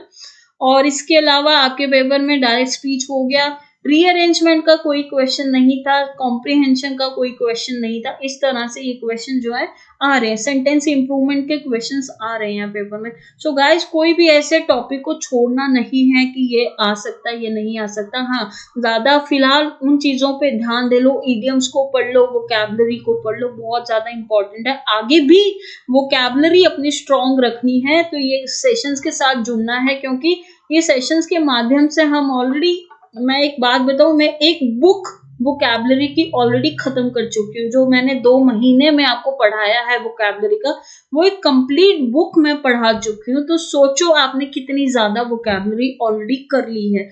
अभी जो हमने स्टार्ट की है दैट इज हिंदू वोकैबुलरी। एक हाई लेवल पे हम आ चुके हैं, उससे पहले हमने बेसिक क्लियर किया है, हमने मॉडरेट लेवल क्लियर किया है, अब हम एडवांस लेवल की तैयारी कर रहे हैं। तो ये सेशंस के साथ जुड़ना है, कोई भी सेशन मिस नहीं करना। अगर सपोज मिस होता है तो दोबारा से देखो, ठीक है। बस ये कोड याद रखो, जो स्टूडेंट जुड़ते हैं नए Y356 कोड लगाकर अपने बैचेस को परचेज कर सकते हैं। Thank you all. अगर कोई क्वेश्चन है, कुछ कहना चाहते हो कह सकते हो, वरना हम ये सेशन को कंक्लूड करेंगे यहीं पे। सेशन लंबा हो गया है काफी ऑलरेडी। कुछ भी कमेंट है कोई, आप अपने कमेंट सेक्शन में लिख सकते हैं। कोई भी क्वेश्चन है, कोई भी डाउट है, कुछ पूछना है, कुछ बताना है, कुछ शेयर करना है, कोई फीडबैक देना है, मोस्ट वेलकम। मुझे खुशी होगी आप कमेंट सेक्शन में जाके जब आप क्वेश्चंस को लिखेंगे। सूरज काश्यप, PSPCL का पेपर तो बहुत इजी आया है। मैं वही बात कह रही हूँ, हमने अपनी तैयारी बहुत अच्छी कर रखी है। अच्छी का मतलब होता है हमारा लेवल बहुत बड़ा था, ऊपर था। हम पेपर जो आ रहा है that is very very easy paper. जो कल के परसों के पेपर हमने देखे, बहुत इजी पेपर रहा है। Thank you all. चलते हुए अनेबल टू लोड कंटेंट आ रहा है टेस्ट सीरीज में। आप टेलीग्राम पे एक बार मुझे मैसेज कर दो, पंजाब अड्डा 24/7 पे मेरे वीडियो के नीचे मुझे मैसेज कर दो। मैं आपकी जो क्वेरी है वहां से मैं ले लेती हूँ, ठीक है। प्रिया जालिफ जी, वेरी वेलकम यार, स्टे कनेक्टेड। आपकी भी फर्स्ट क्लास है। रजिंदर कौर मैम, फीस क्या है? PSSB की रजिंदर फीस जो है दैट इज 1759। अगर आप ये कोड को यूज कर लेते हो, और जो महापैक की फीस है वो है आपकी, महापैक की फीस है 3000 में बैच पड़ जाएगा Y356 कोड लगाने के बाद, ठीक है। अदरवाइज वहां तो बहुत ज्यादा अमाउंट शो होता है। और जो आपकी PSSB का बैच है वो 1759 में आपको मिल जाएगा। 3000 वाला 1 ईयर की वैलिडिटी के साथ है, 4000 वाला 2 इयर्स की वैलिडिटी के साथ है। इसमें हम टॉपिक वाइज पढ़ाई करेंगे पेड बैचेस में। ग्रामर के एक एक कॉन्सेप्ट, एक एक रूल के ऊपर फोकस करेंगे पेड बैचेस में। प्लस प्रैक्टिस होगी टॉपिक वाइज, जैसे ईडियम का एक सेशन लगता है, सिनोनिम का एक सेशन होता है, एंटोनिम का एक सेशन होता है, सेंटेंस इंप्रूवमेंट का एक सेशन होता है, सेंटेंस रीअरेंजमेंट का एक सेशन होता है। हर एक के मैं आपको रूल्स बताती हूँ, ट्रिक्स बताती हूँ, टिप्स बताती हूँ, कैसे हम पेपर को अटेम्प्ट कर सकते हैं। So guys, this is the code, you have to use this code while purchasing any batch. So thanks to you all, have a great day. मिलते हैं कल फिर दोबारा 12 बजे के इस सेशन में।